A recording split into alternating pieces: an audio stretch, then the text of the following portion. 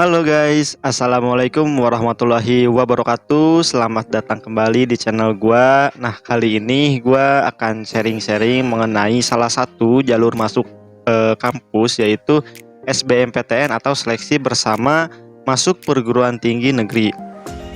Oke, kita langsung aja. Nah, pengertian SBMPTN. Sorry. Jadi SBMPTN merupakan seleksi bersama dalam penerimaan mahasiswa baru yang menggunakan pola ujian tertulis secara nasional yang selama ini telah menunjukkan berbagai keuntungan baik dari calon mahasiswa itu sendiri dan juga perguruan tinggi serta kepentingan nasional. Nah, jenis dalam beberapa waktu terakhir, jadi jenis ujian tertulis ini itu sudah menggunakan sistem UTBK ataupun ujian tulis berbasis komputer. Jadi nanti teman-teman itu melakukan ujiannya dengan komputer dengan bantuan teknologi gitu kan ya.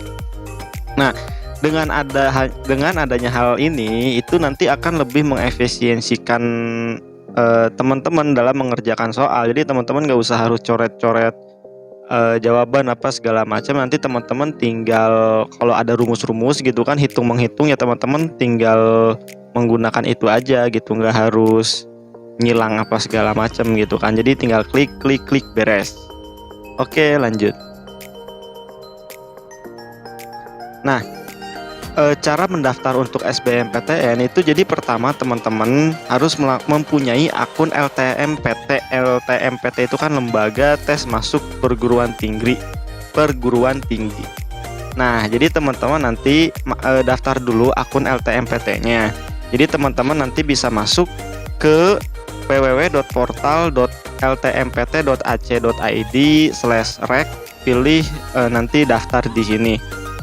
Nah, nanti teman-teman silahkan mengisi formulirnya, itu nanti seperti apa. Kalau misalkan ada NISN, ada MPSN, dan tanggal lahir, dan lain-lainnya, itu teman-teman isi sesuai dengan apa yang sebenarnya gitu. Jangan sampai nanti ada salah isi apa segala macam gitu kan, karena nanti ya bisa merugikan teman-teman juga kalau ada salah mengisi gitu kan ya. Nah, di sini nanti teman-teman memasukkan email teman-teman. Setelah itu nanti teman-teman bisa cek di email masing-masing gitu kan untuk aktivasi akun LTMPT teman-teman di situ. Nanti setelah aktivasi akun, setelah masuk emailnya teman-teman buka, terus teman-teman aktivasi, itu teman-teman nanti login kembali menggunakan email dan juga password yang sudah dibuat tadi. Oke, lanjut. Nah, ini nanti ada polanya gitu kan. Kalau pola di sini teman-teman bisa lihat sendiri.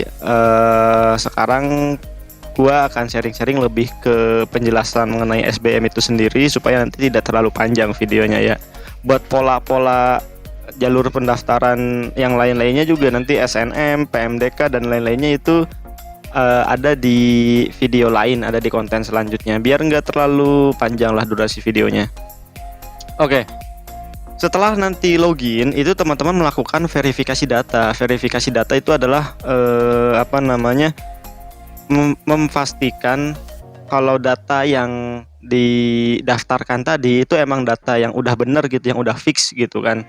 Nah, nanti teman-teman di sini ada mengisi format yang lebih lengkap lagi gitu kan, seperti NIK, agama, alamat, nomor telepon dan lain-lainnya gitu loh. Nah, setelah itu nanti teman-teman kalau sudah diverifikasi riwayat sekolah ternyata ada kesalahan, nah itu bisa diperbaiki ya.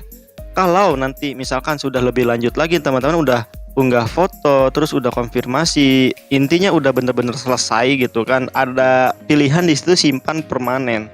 Nah, kalau udah simpan permanen itu harus teman-teman itu harus udah yakin kalau emang data yang teman-teman masukin itu data yang udah data yang emang udah sebenarnya gitu, udah nggak ada salah-salah lagi gitu kan di sono tuh. Nah, kalau emang teman-teman udah yakin, oke, simpan permanen. Nah, data tidak dapat diubah kembali oleh peserta pendaftar UTBK dan SBM. Sebenarnya di sini mungkin ada beberapa kasus di mana kita bisa mengubahnya, hanya saja proses ataupun alurnya sedikit rumit. Jadi teman-teman nanti harus mengirimkan email secara langsung ke LTMPT, harus menghubungi LTMPT secara langsung, jelaskan seperti apa kesalahannya apa segala macam ya.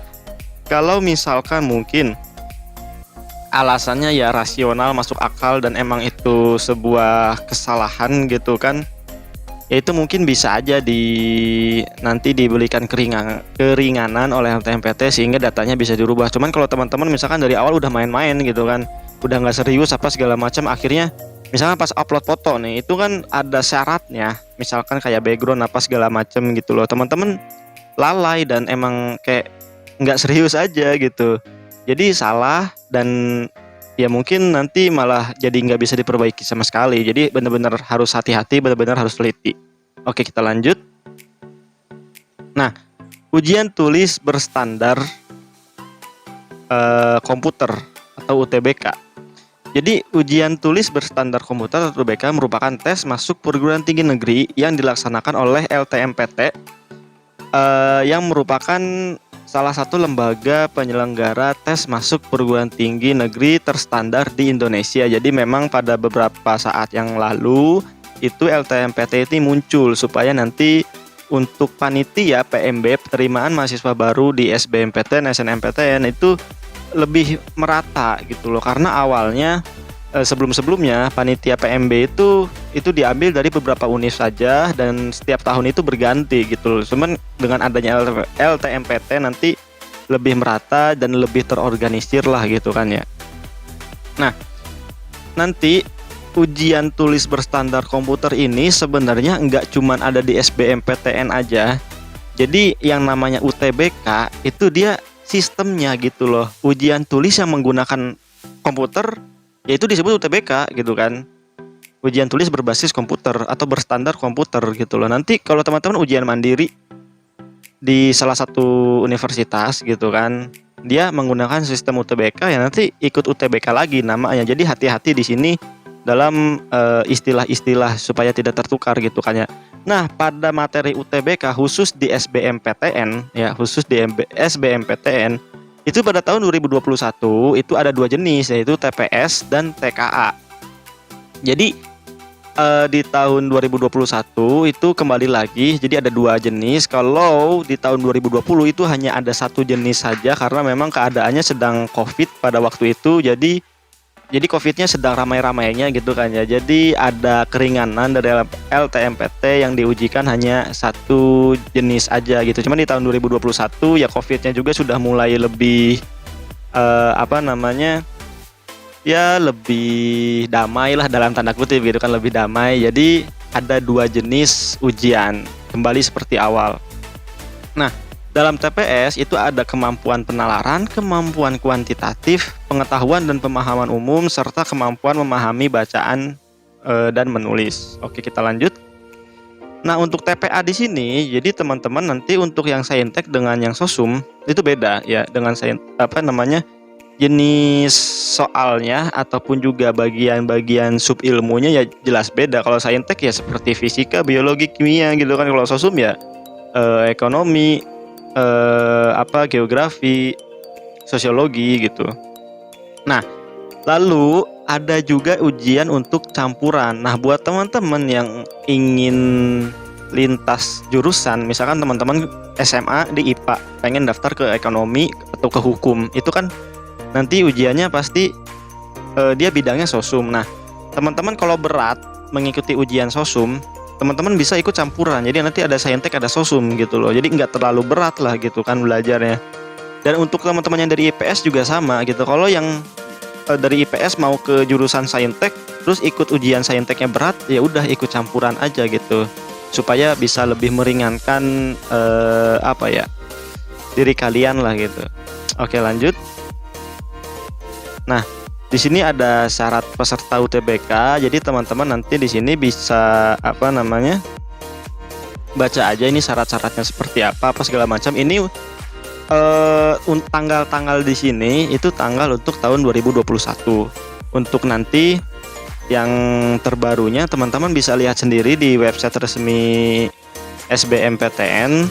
Ini pembuatan videonya di tahun 2021 bulan April. Jadi masih belum keluar untuk SBMPTN di tahun 2022. Nanti kalau sudah keluar teman-teman bisa cek di Instagram kita di official IMK, official info masuk kampus gitu kan. Nanti teman-teman nanti kita akan infokan kembali kalau ada info-info terbaru gitu ya. Atau teman-teman nanti bisa cek terus channel ini. Nanti kita akan juga ada pembahasan-pembahasan mengenai informasi-informasi yang mungkin sedang hangat lah gitu. Oke, kita lanjut. Ini untuk materi ini teman-teman bisa download, nanti ada linknya di kolom deskripsi gitu kan. Nah, ini udah selesai ternyata. Jadi buat teman-teman di sini kita ada beberapa admin di IMK yang mengurus pembuatan materi-materi atau PPT ini. Nah, untuk sekali lagi nanti untuk PPT ini akan gua cantumkan di deskripsi video. Nanti teman-teman bisa download aja langsung di sono. Nah, sekali lagi seperti biasa gue memohon maaf apabila ada salah-salah kata ataupun ada penyampaian yang kurang berkenan di hati kalian. Kali ini mungkin cukup di sini dulu untuk penjabaran secara singkat mengenai SBMPTN itu apa. Nanti selanjutnya kita mungkin akan ada lebih sharing-sharing kembali dari pertanyaan teman-teman mengenai SBMPTN, ataupun juga nanti ada pengalaman dari rekan-rekan kita yang pernah mengikuti SBMPTN itu seperti apa. Ya teman-teman nanti tunggu aja update dari kita, update di channel ini ya.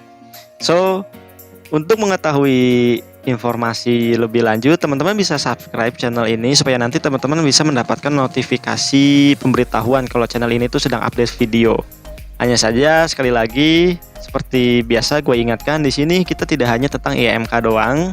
Di channel gue nanti bakal ada konten-konten lain yang masih bisa bermanfaat buat teman-teman semua. Oke, untuk pertemuan kali ini dicukupkan sampai sekian. Terima kasih buat teman-teman yang sudah mampir. Semoga apa yang kita lakukan kali ini tuh bisa bermanfaat buat kita semua. Amin amin ya robbal alamin. Akhir kata, wassalamualaikum warahmatullahi wabarakatuh. Sampai jumpa di video selanjutnya. Bye bye.